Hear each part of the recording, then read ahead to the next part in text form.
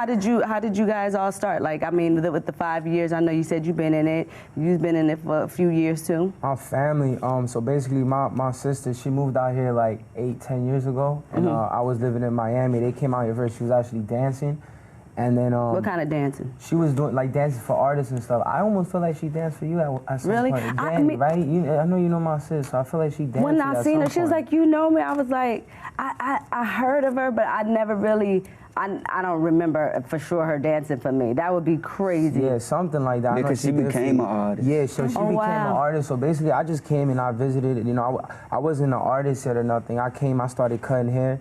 And then, like, I was in the studio, like, I was cutting celebrities. I was in the studio with Travis Scott, The Game. I was in the studio. Just all around Harry Bellinger. Like, I was just all around it. And I'm just like, damn, like, I really like being in the studio. Like, I'm really catching this vibe. So my mom and my dad, they built a studio in the crib. And my sister and them, they wasn't even using it. So I was like, man, I'm going to take advantage. Wait, moms and pops built the studio in my house. You know what I'm saying? So I was like, let me take advantage of this. So I just started doing it, like, as a hobby. Then like 3-4 months, I started realizing started getting a little good at it. I'm just like, yo, I'm gonna take this serious. You know what I'm saying? I'm gonna start taking it serious. You feel me? And I started seeing people that wasn't really messing with me in the beginning started like listening after. I was just like, okay, bet, I think I got some. So I just started going ham, just started going hard like till 5-6 in the morning, going crazy.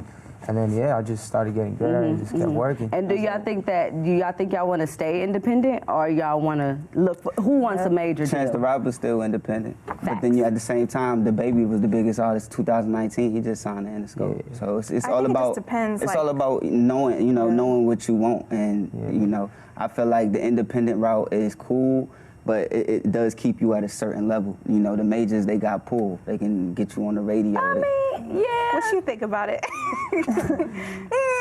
I just think instead of it, exhausting you, independent, being an independent artist, it will exhaust you. It sure will. When you're doing everything yourself. Yes. And then you stress out. You can't really focus on the good album. I said, I don't know what y'all think this is, but I am not. Okay. Yeah. No, because I realized after so many years. I mean, like I said, I was at Interscope for 10 years, and I did 6 albums there, and of course, sold millions of records, and of course, albums didn't do so well, you know what I mean? And that's the reality of it. And then I realized how much it actually takes for an artist to write, to put so much work into a project, and, for it not to pop, or for you to put thousands, hundreds of thousands of dollars into a project, to spend all this time in the studio, you know what I mean, to spend money on flights, hotels, and getting your hair done, buses, and we could talk about that in a second too, and making sure that your crew get there, your hair, your makeup, get a flight, and all of this kind of stuff.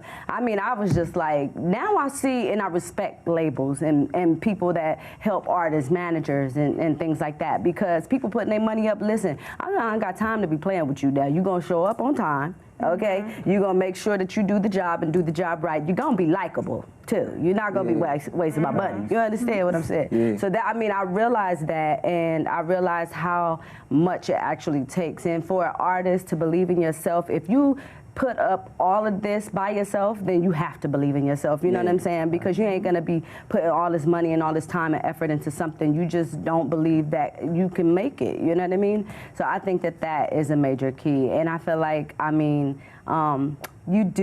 feel like needing a label, but at the same time, nah, you don't need it. You don't. You just need the pieces. Everything's so accessible, you know. If you got the money, can learn how to do so many things. You can talk to so many people and reach out. Not only the money though, because the resources, the connections, and the connections, your network. That's what matters for real. What I'm saying? I think once you at a certain level, like me personally, like when I'm like.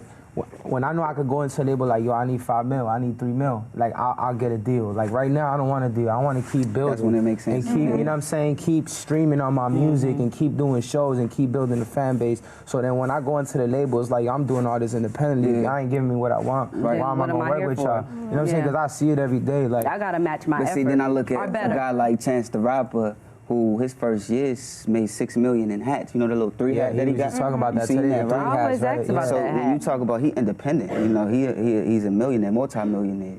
independent. So it's all about, I think, and he says it himself, you know, bringing those pieces together. You know, a marketing team instead of a whole label. Let me just bring a marketing team. Some, you know, something that I know I need. You know, a publishing company, whatever it is, and bring those pieces together. You know. Yeah, so you have more leverage, like what you were saying, more leverage, like when you walk into a label, if that's what you want to do eventually in your journey, at least you have some leverage or something to say, like, you know, this is what I'm bringing to the table. What are you bringing to the table? This is my footwork. What can you do to match my effort? Yeah. And I agree with that. But at the same time, I think that too, being an independent artist and an artist that's so headstrong, you know, we love our music. We love what we do. And this is the single that I want to go with. These are the pictures that I prefer. You know what I'm saying? And like, I feel like when I first started at Interscope, I was able to do everything that I wanted to do. You know what I'm saying? I didn't have to sacrifice who I was or, you know what I'm saying? That's like, major. Like, you know,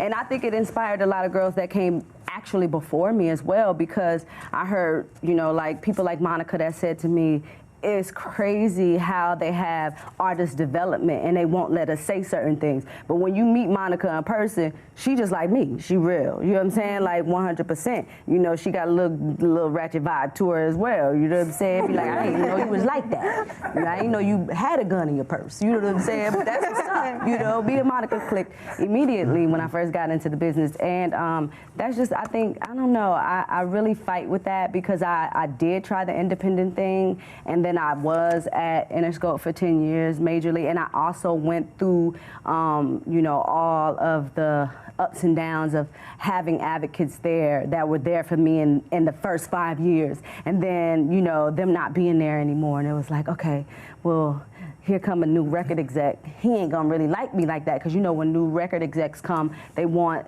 their artists when they come to the label and the people that they already had under their belt. You know what I'm saying? But luckily, I mean, I'm saying I did build so much by then, you know. And I did know people that came, and then other people I didn't know at all, and they were like, well, what are we gonna do with you? And then by the time the last album was out, I was like, yeah, this is not the place for me. I think I need to leave. And I want to try my own hand and see how well I do by myself, you know? But I mean, I don't know.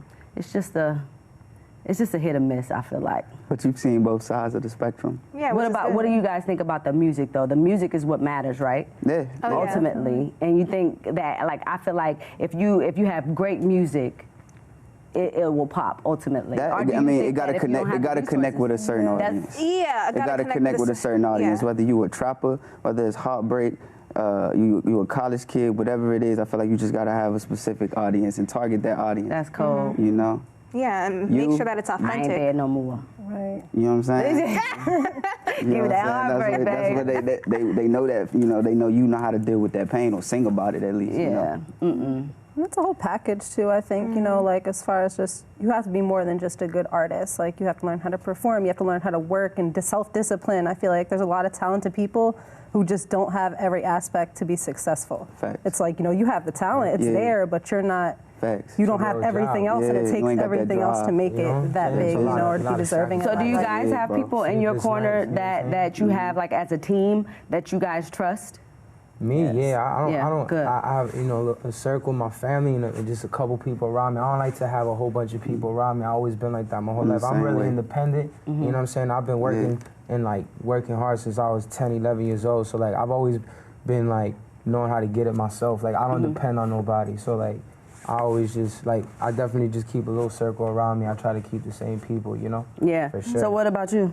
Yeah, I feel like having a team is so important. At one point, I was like overly independent. Like I felt like doing everything myself was like winning, you know, and it was like, wait a second, you don't have to do this by yourself. In fact, you being the only one to make decisions, you're not making the best decisions because you don't have, your whole perspective is not like, and our feelings as women too, I feel like, do you think that has something to do with it? Because I be emotional as hell. I feel like we have a lot to prove, and so we got to come in, you know, for instance, like if a man says he raps, it's like, okay, like let's see what you got.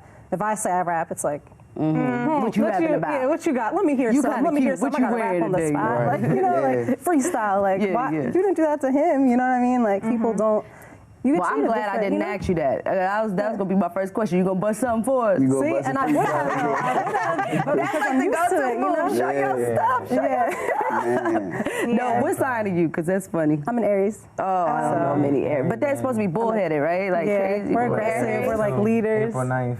Oh, you Aries? I'm a leader. What are you? Aries, April 9th. You're Aries too? I'm a Sagittarius. You Sag? We Libras. Yeah, we keep shit balanced. Yeah. You see us on the end like Yeah. Right, Libras who you call when you want the real advice. For the real advice. So I know for the most part, I know Niko is investing in his own career and has been for a very long time. What about you? Oh gosh, well, definitely doing it independently. Like, it was coming really from my circle, from my family that believe in me, and from those that believe in me as well. And going back to what you're saying, with a lot to prove, I think as a female, absolutely. Like, there's just, I don't know, it's like an innate thing where you feel like you got to prove so much, even more so. So yeah, why? Why do you guys feel like that? As a woman, what I'm gonna let you both answer this because I really want to know. I just feel like, I mean, even as far as people taking you seriously, you like really never know. And I was gonna, gonna ask that, like when producers hit you up and they're like, oh, I don't know you rap, let's do something. And I get to the studio and they you're want to like, holler at you. Yeah, I'm like, come on, man. That's absolute fact. How can I like figure this out without? And then they'll be shady and don't want to work with you. That's I've had people refuse to send me music. You know, I will like, slap the shit I was out like, of a producer. How you doing? Nah, let's be realistic. Okay, so no, it's like this. No, because when I started, I really had, like I said before, great advocates in my corner. Ron Fair, Jimmy Iovine, that never ever tried anything with me. But I also had people like in Oakland that, would try anything, you know what I'm saying, to get with me and not take my music serious. But I think as far as the women and us being taken serious, it all depends on like how we carry ourselves, right? There was one point where I used to be around Tupac and Suge Knight and MC Hammer. My brother, him and Pac were really cool. He used to be like an outlaw or whatever, right? And so I would find myself feeling like a lot of the women around were treated like, fly by nights, So I would try to wear baggy clothes and things like that so that I wouldn't be taken like that. Of course, I was young too, 15, years old, 14 years old, but still, I just never felt comfortable in moments like that. So, and plus my parents weren't there a lot of the times. So I felt like, even going into that and knowing that's most of the time what guys want, you know what I mean? I never really was comfortable with working like personally in the studio with guys or producers or stuff like that. Send me the beat, send me the music, and I do it in my own space, in my own time, so I'm comfortable doing what I do, you know what I mean? Because that is a challenge, and we shouldn't be taken through that, you know what I mean? No. But if you're not in a position where, you can make those kind of calls, and people want to work, oh no, I like to be in the same room, I don't want to send out my music, and all that kind of stuff. Okay, well, maybe this isn't the situation for me, you know what I'm saying? How do y'all handle that? Because I never really had to handle that. I tell them what it is now. I don't care. But then it's like, even then you're known as the crazy girl now when you show up in studios because this guy got in touch with somebody before. Yeah, and it's like, oh, is she crazy because they talk. I'm not. It's just that I didn't give you what you wanted, and now you feel small as a man, or your ego is offended, or whatever the case is. Like, but it's just, I feel like you just have to like shut it down. And if people don't want to work with you, you just got to keep it moving. Not everybody is for you. Exactly. Yeah, I'm just like, I have people who believe in me, and those are the people I'm focused on. Does that inspire you to make your own music? Most definitely. I think that inspired me to definitely produce. I'm saying. Oh, produce. No. I tried it. I did too. I was a beat machine and everything. I sure tried it. Right. I'm like, I respect producers so much. I respect. It's so tedious. It is, and then listen to the same sounds. I'm like, I just can't. I can't do it over and over again. I can write though. Producers, I really love y'all. I respect y'all what y'all do because it's hard. But I think handling that type of situation, like if they, you got to tell them what it is. Like no, and if they don't respect that or don't understand that, then clearly, it may not be for you. Like Thank you, ladies. I appreciate that. You know what I'm saying? Give the ladies a round of applause. Because we got to keep it real with our ladies. You